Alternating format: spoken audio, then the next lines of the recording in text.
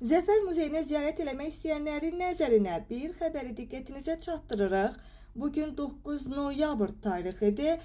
Qeyd edək ki, ölkədə məhz Azərbaycanın müqəddəs bayrağının qeyd olunduğu gündür.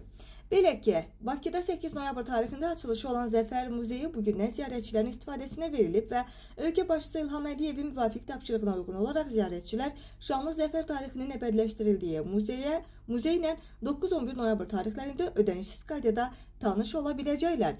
Zəfər Muzeyinə olan böyük maraq və ziyarətçi axını nəzərə alınaraq hər bir kəsin rahat keçidinin təminatı üçün muzeyin girişində növbə sistemi yaradılacaq. Noyabrın 12-sindən etibarən isə muzey bilet sistemi ilə fəaliyyət göstərəcək və bazar ertəsi istisna olmaqla digər günlər saat 11-dən 18:00-dək açıq olacaq.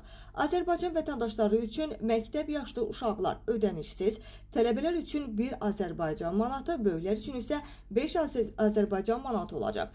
Xarici ölkə vətəndaşlarında isə uşaqlar üçün 6 AZN, böyüklər üçün isə 15 AZN nəzərdə tutulub.